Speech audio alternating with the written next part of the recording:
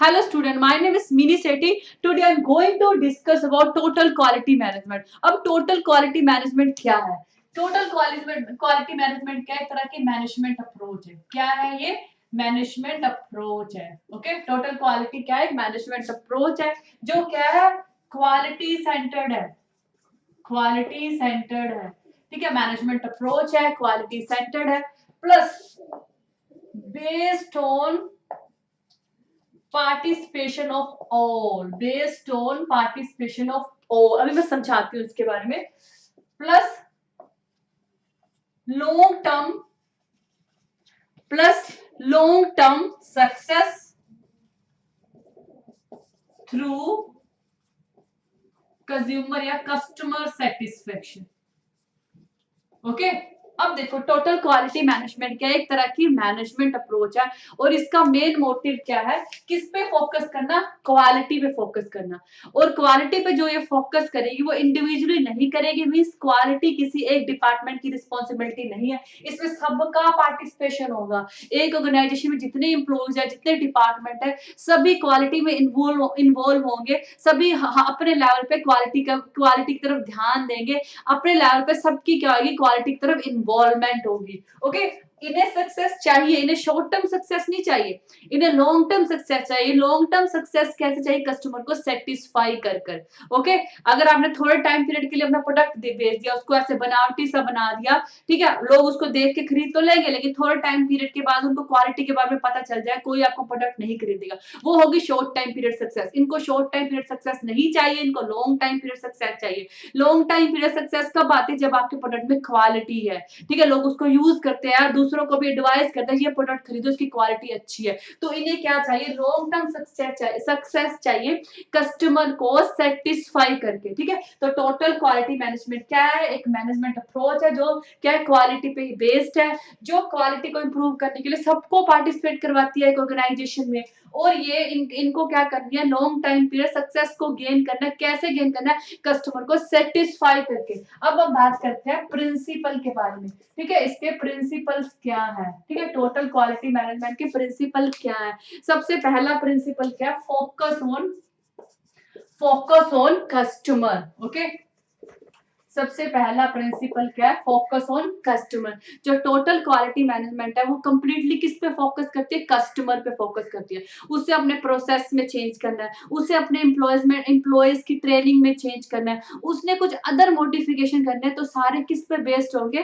Customer पे based होंगे. और कस्टमर के पे बेस्ड होने के लिए उनको क्या करना पड़ेगा? कंटिन्यूस मार्केटिंग रिसर्च करना पड़ेगा, सर्वे करना पड़ेगा, कस्टमर से उसकी नीड्स डिजायर के बारे में पूछना पड़ेगा, अपने प्रोडक्ट के बारे में फीडबैक लेनी पड़ेगी कस्टमर से फीडबैक लेके, कस्टमर से कम्युनिकेट करके, मार्केट रिसर्च करके, जो उसके पास इंफॉर्मेशन आएगी उसी के बेस पे वो एम्प्लॉयज को ट्रेन करेगी, उसी के बेस पे वो अपने प्रोडक्ट में मॉडिफिकेशन करेगी, उसी के बेस पे वो सब कुछ करेगी. मींस इनका मेन फोकस क्या है? कस्टमर. जो भी करेगी वो किसको ध्यान में रखते हुए करके करेगी? कस्टमर को, क्योंकि कस्टमर क्या? किंग है.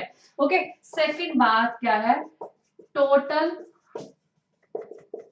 Employees commitment. ठीक है, एम्प्लॉयज की कमिटमेंट कैसे आती है? अगर आपके जो एम्प्लॉयज है वो आपकी कंपनी के विजन को, गोल को अच्छी तरह से समझे. ठीक है, और उसके लिए उनको क्या करना चाहिए? ओपनली कम्युनिकेट करना चाहिए.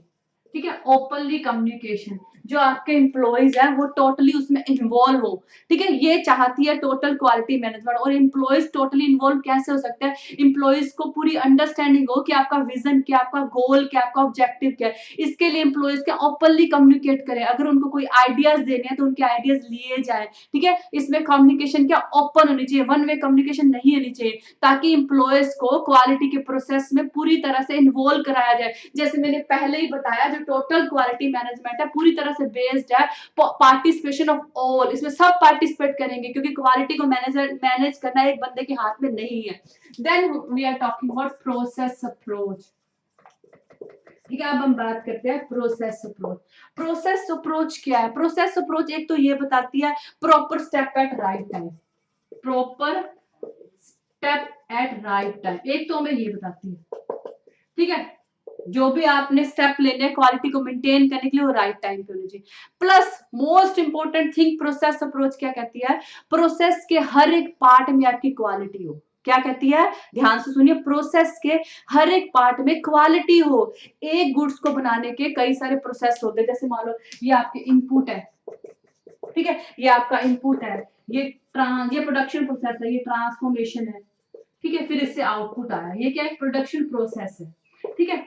प्रोडक्शन प्रोसेस में इनपुट की बात करें, आप लेबर लगाते हो, आप रॉ मटेरियल लेके आते हो, तो आपको अपने इनपुट में भी क्वालिटी का ध्यान देना है। आपकी जो लेबर है वो ट्रेंड हो, उसको नॉलेज हो, उसकी स्किल हो, उसको प्रोडक्ट के बारे में पता हो, रॉ मटेरियल में भी क्वालिटी हो, ठीक है। अब आप ट्रांसफॉर्मेशन कर रहे हो, मशीनरी का यूज कर रहे हो, ठीक है, उस मशीनरी की क्वालिटी भी अच्छी होनी चाहिए, ऐसे नहीं वो इंफीरियर क्वालिटी का प्रोडक्ट बना रही है। तो इसमें कहना क्या जा रहा है, जब भी एक गुड्स को बनाने का एक प्रोसेस होता है, ठीक है, उस प्रोसेस के हर एक पार्ट में क्वालिटी होनी चाहिए। जैसे इनपुट में मैंने बताया क्वालिटी होनी चाहिए, ट्रांसफॉर्मेशन में क्वालिटी होनी चाहिए, जो ट्रांसफॉर्मेशन प्रोसेस है उसका जो आउटपुट डिलीवर हो रहा है उसमें भी क्वालिटी होनी चाहिए। तो वो क्या कह रहा है, एक तो राइट टाइम पे राइट स्टेप लिए जाए, ये कहती है प्रोसेस अप्रोच। दूसरा ये कहती है प्रोसेस के हर एक पार्ट में आपकी क्या दिखनी चाहिए, क्वालिटी दिखनी चाहिए। उसके बाद वो क्या बात करती है, इंटीग्रेटेड सिस्टम।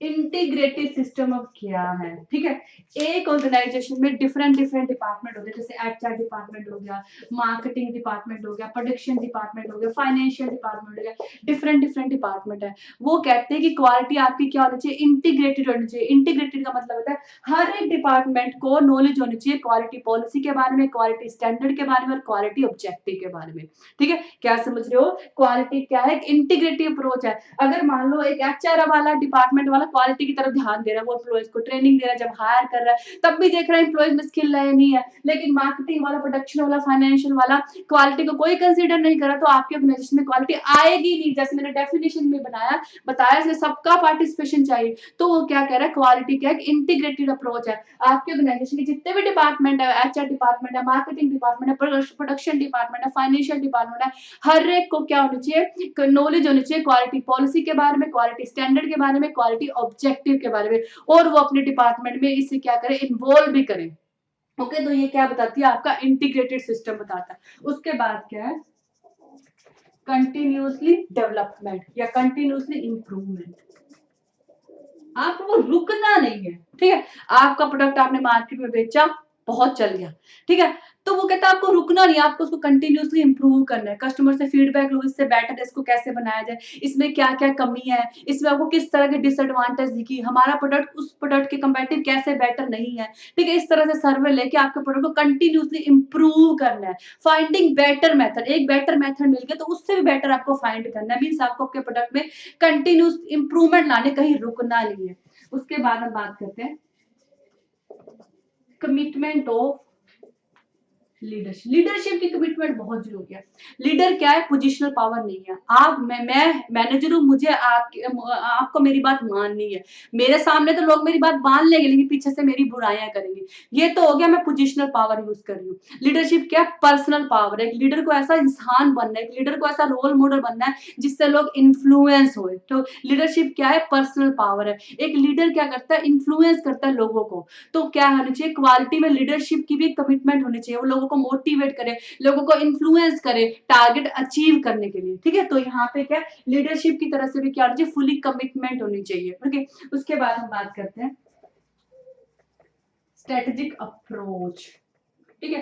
स्ट्रेटेजिक अप्रोच का मतलब क्या है कि आपको ऐसा स्ट्रेटेजिक प्लान बनाना है जो इंटीग्रेट करे, ऐसा स्ट्रेटेजिक प्लान बनाना है, स्ट्रेटेजिक प्लान बनाना है जो इंटीग्रेट करे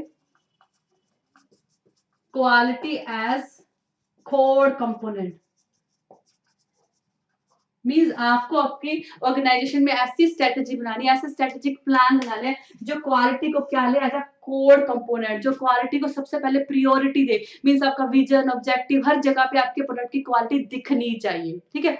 आई think these are the principle of TQM, आपको समझ में आए होंगे। Okay, thank you.